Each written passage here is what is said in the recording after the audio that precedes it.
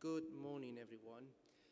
So this paper actually comes up from personal frustration, being a reviewer and editor for many AI papers in the past years. And I hope that doesn't come up as a lecture, really, because it's not. But really, it's about how important it is to do something when we're actually modeling AI, and that not many of us actually do, me, myself included sometimes. So I hope that it's informative. So I just wanted to talk about what happened in EC3 right now. I've been to 17 presentations that have modeled AI in some manner. Not necessarily computer vision, but just in general. That maybe is a little bit higher now that I've attended this morning. There's probably 4 or 5 more. But none of them actually use uncertainty in any other practical and potential applications. So that shows my point, really, is we need to do more of this. We put a lot of effort in improving model accuracy when we actually do AI models, and we don't really understand why that is important and whether it is actually worth going up a couple of percentage points in our accuracy models. And finally, really, is uncertainties propagate across models. Okay, when we actually think about the potential applications of the model that we're actually trying to create, applications may have, just by the sake of what we're doing, I'm thinking potentially security or safety models that may have null uncertainty requirements. And obviously, if you don't do that, and you don't, or get as close as you can get at it, right? If we don't actually understand how uncertainty propagates, then you don't really are able to provide a solution, right? It's just a model out of the millions on the literature. There's tons of examples of good papers actually that tackle this type of problem in other fields where this null uncertainty requirement is mandatory, for example, aerospace or medical. Okay. So going a little bit on the uncertainty quantification for AI models, you have really 3 sources of uncertainty. The first one relates to the hardware that you're actually using, so the sensors that come up with the data that you're actually using. So in terms of computer vision, we're talking cameras mostly. Okay, and it talks about the noise that you get into based on the camera system itself that you're using, and also the sensors, so the lenses and the light sensors inside the camera, etc. That will be the aleatoric data capture uncertainty that I am not going to cover in this presentation, because it is something that if you do that, for example, camera calibration for distance and 3D distance computation, it is kind of integrated in some manner within some of the matrices that you calculate.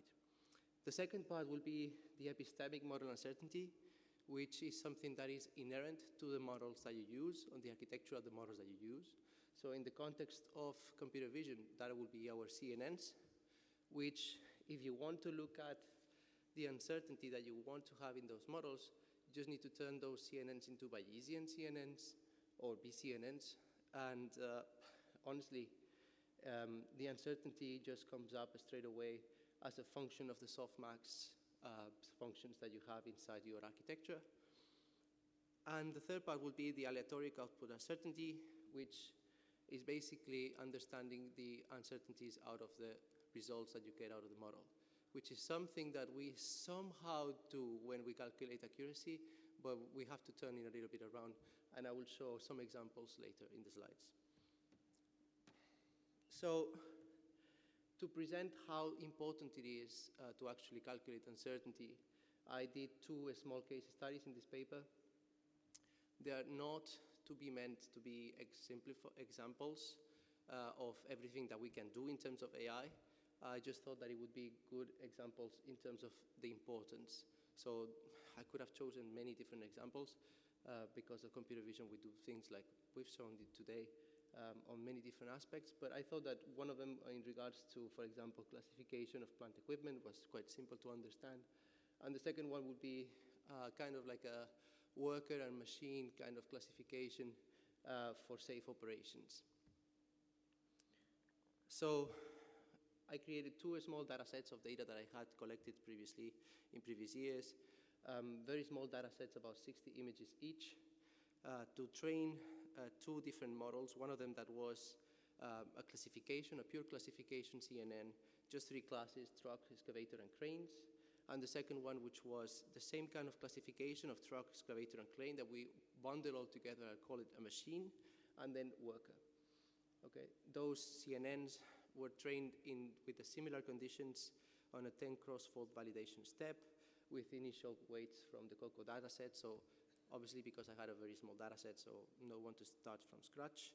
And we calculated the output uncertainty using multi-cantor samples, where we calculate the prediction or the predictive, I would say, mean and the standard deviation for those predictions as the associated uncertainty. So the results, if you look at the different images that you can get out of the data set, those are just 3 examples that you have there. You can get actually, if you look at the uncertainty itself, you can get results that are completely different for completely different images. So the first one on the left will show, for example, a completely certain prediction of a truck, where there is no uncertainty, absolutely. The second one will show an uncertain prediction, but is still accurate, okay, where you have a very low threshold of confidence in regards to the actual prediction, but it just so happens that it's higher than the other ones, so it is still accurate. The third one will be a more certain prediction, but a completely inaccurate of the crane that is out there that was predicted as an excavator, okay? So this kind of analysis really what should be understood first. And the reason for it is that if you really decouple the classification result from the model, which is what we usually do when you only look at accuracy, then you don't really understand how actually the uncertainty behaves. So if you look at this map, which is what I consider the similar reasoning what we do, for example, under the area curves for understanding accuracy of our models for each classification process, this actually shows the entropy of the model, which shows in the yellow zone where our predictions are most likely going to happen, even though our model accuracy will most likely be, because we pick the best model, on the top left corner. So even if you are trying to get the best model, the reality is that you run through different data sets and different data, your model will fall in each individual prediction on the yellow area, losing about 10% of accuracy, okay? So that's really what you really need to calculate. And this is just for this example, doesn't mean that it's true for everyone, okay? But the importance of understanding this, it shows that there is a lot of variability in the model that I train, which means that the model itself is actually quite poor. And this is for the example in which I had a certain prediction in that image, okay? It is also important to understand that if you are running on an application of AI, the data that you're going to throw into it may be different, maybe absolutely different to what you actually have trained the model in. So there is something that you can do, which is called the dropout analysis, which means how much of the data that I actually use in the training I can take out and replace for new data and calculate the accuracy on the impact of the accuracy. So in this case, for example, the moment that my data from the training represents only 50% of the data, I already lost about 2% of accuracy. And that is based on what I calculated initially, which was about not even close to 78%. So the model itself is not great, but you have to understand that if you train it on 60 images coming into a new model, into this model being applied, which in some segments or in some applications might only mean 1 or 2 seconds of time, you already lost 2% of accuracy, okay? So having this across a much larger data set will actually mean you're getting closer, but it also means that you have to understand how bad your model will behave in time. The second example was more about trying to locate, for example, for 2 different classes, as I said, the machine and the worker, the distance between both, okay, and trying to create like a threshold of what we would call safe operations, right? Kind of like this idea of having at least certain variability or certain distance between those. But if you calculate and you understand the predictions uncertainty, you will know that really the prediction uncertainty will require some analysis in regards to what happens if the classification is wrong, but it also happens what the uncertainty between the localization and the precision in the localization actually has an impact on. So I set up basically 3 different thresholds for each machine, so for cranes, for trucks, and for... Okay, I'm almost done.